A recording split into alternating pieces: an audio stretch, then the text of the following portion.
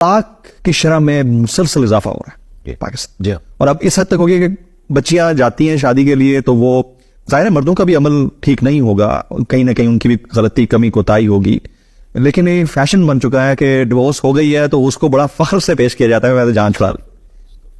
یہ کس طرح کا بیہیویئر, شریعت کیا کہتی ہے اس سے؟ دیکھیں جی, شریعت تو یہ کہتی ہے, ابو داؤد میں حدیث ہے کہ حلال چیزوں میں اللہ تعالیٰ کو سب سے ناپسند طلاق ہے. حلال اس لیے کہ بعض اوقات جینوئن ضرورت ہو جاتی ہے, یعنی مرد جو ہے بالکل ظالم ہے. طلاق اتنا سینسٹیو ایشو ہے کہ صحیح مسلم میں حدیث ہے کہ شام کے وقت شیطان جو ہے وہ روزانہ میٹنگ کال کرتا ہے اور اس کا تخت پانیوں پہ لگا ہوا ہے, جو بعض ماڈرن اسکالرز نے کہا کہ این ممکن ہے یہ برمودا ٹرائنگل پہ لگا ہو. بہرحال وہ اپنے سارے چیلوں کو اکٹھا کرتا ہے, وہ اسے رپورٹ دیتے ہیں. کوئی کہتا ہے آج میں نے فلاں شخص سے چوری کروائی, فلاں سے بدکاری کروائی. شیطان کسی کے گناہ کے اوپر خوشی کا اظہار نہیں کرتا. جب ایک چیلا اسے آگے بتاتا ہے آج میں نے میاں بیوی کے درمیان علیحدگی کروا دی, وہ اسے گلے لگا کے ملتا ہے کہ اصل کام تو نے کیا ہے, کیونکہ یہ خاندانی نظام تو میاں بیوی کے رشتے کے اوپر ڈیپینڈنٹ ہے. یہ بریک ہوگا تو پھر اولاد بھی جو ہے وہ معاشرے کے لیے ناسور بن جائے گی.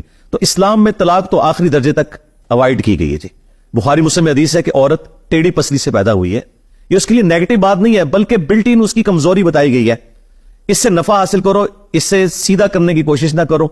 سیدھا کرتے ہوئے اسے توڑ بیٹھو گے اور اسے توڑنا, اسے طلاق دینا.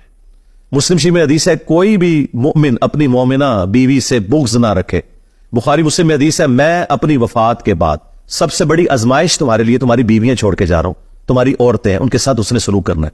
حتیٰ کہ بخاری مسلم میں ایک سفر میں نبی الاسلام عورتوں کا جو قافلہ تھا وہ اس کو جو ہانک رہا تھا نا, اس کو آپ نے فرمایا کہ آہستہ ہانکو, شیشیاں ہیں کہ ٹوٹ نہ جائے. اللہ, یعنی اتنی رسپیکٹ والا معاملہ. خود نبی الاسلام بیٹیوں والے تھے, سیدھی سی بات ہے. تو طلاق آخری درجے میں اوائڈ ہونی چاہیے. یہ معاشرے میں طلاق ہو رہی ہے, اس کی سب سے بڑی ریزن جو ہے ہماری معاشرتی اقدار کا ٹوٹ جانا ہے, پلس میڈیا جس طریقے سے گلیمرائز کر کے میاں بیوی کے رشتے کو پیش کرتا ہے. بیوی بھی سمجھتی ہے کہ جاتے ہی میں نے جو ہے پتہ نہیں فلاں گاڑی کے اندر جا کے بیٹھ جانا ہے اور فلاں بنگلہ میرا انتظار کر رہا ہے. اسے تو نہیں پتا کہ ساس انتظار کر رہی ہے, اگرچہ وہ اس کی سگی خالہ ہی کیوں نہ ہو. شادی سے پہلے تو وہ خالہ اپنے خاوند سے لڑ رہی ہوتی ہے اپنی بھانجیوں اور بھتیجوں کے پیچھے, اور شادی کے بعد انہی عورتوں کو وہ غلام بنا لیتی ہیں اور اکثر علیحدگیاں ہو جاتی ہیں. دوسری بڑی ریزن جو ہے وہ اکانومی ہے. جی, سیدھی سی بات, جب گھر میں پیسہ نہیں ہوگا نا تو لڑائی جھگڑے ہو. آپ نے تیسری ریزن کے اوپر روشنی ڈالی سر, وہ بھی بڑی امپورٹنٹ ہے, اور وہ ہے عشق ممنوع. ہاں, وہاں پہ بھی میں آنے لگا تھا. اس کے بعد اگر کوئی چیز ہے نا تو یاد رکھیں کہ میاں بیوی کے درمیان جو بانڈ ہے نا وہ دو چیزوں کے اوپر ہے, سیکس اور اولاد. کسی ایک معاملے میں بھی کوتاہی ہوگی نا یہ رشتہ کمزور ہو جائے. اگر اولاد نہیں ہو رہی ہے پھر بھی میاں بیوی اس مضبوط بانڈ میں نہیں رہتے. اولاد ہو گئی لیکن تربیت کے معاملے میں خامند کو بیوی سے شکایت, بیوی کو خامند سے شکایت. اور دوسرا سیکس, جو آپ نے بات کی کہ فری سیکس نہیں ہونا چاہیے. خامند اپنی بیوی کے ساتھ مخلص ہو, بیوی اپنے خامند کے ساتھ مخلص ہو, تو یہ سارے معاملات صحیح چل سکتے. اچھا, اب معاملہ اس سے بھی ایک نیج آگے بڑھ چکا ہے, ایک لیول آگے ہے. اس کی وجہ یہ ہے کہ پاکستان کے اندر جو ڈراما اب اس وقت بن رہا ہے, ظاہر ہے اس کا امپیکٹ ہے سوسائٹی کے سوشل فیبرک کو تباہ کرنے یا اس کو بنانے میں اس کا پورا ایک کردار ہے. تو ڈرامے کے اندر دکھایا گیا جاتا ہے بھابھی کا دیور کے ساتھ ایکسٹرا میرٹل افیئر, سالی کا بہنوئی کے ساتھ ایکسٹرا میرٹل افیئر, اور اسٹیپ بردر کا اسٹیپ سسٹر کے ساتھ. اور یہ انڈین اور پاکستانی ڈراماز میں اب آرام سے دکھایا جاتا ہے, اور اس کو ہم نے ایز اے سوسائٹی ایسے ایکسیپٹ کرنا شروع کر دیا ہے جیسے ہماری سوسائٹی کا حصہ ہے.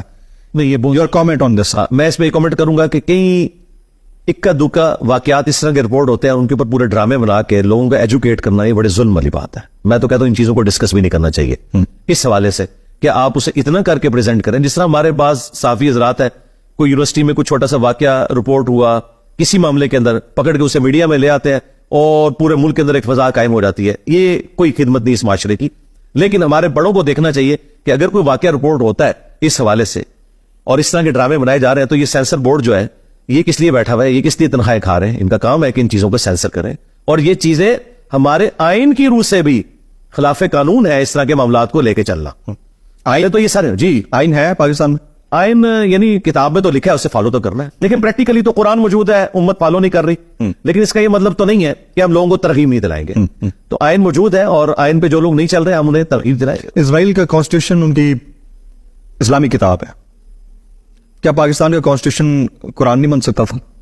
دیکھیں لکھا تو ہوا ہے قرارداد مقاصد میں کہ پاکستان میں کوئی قانون ایسا پاس نہیں ہوگا جو کتاب و سنت کے منافی ہو.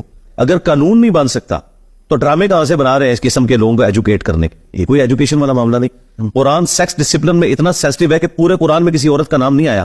ہمیشہ آیا نوح کی بیوی، لوط کی بیوی، ٹھیک ہے. صرف ایک عورت کا نام آیا اور وہ بھی معجزانہ طور پر ایک ایشو تھا.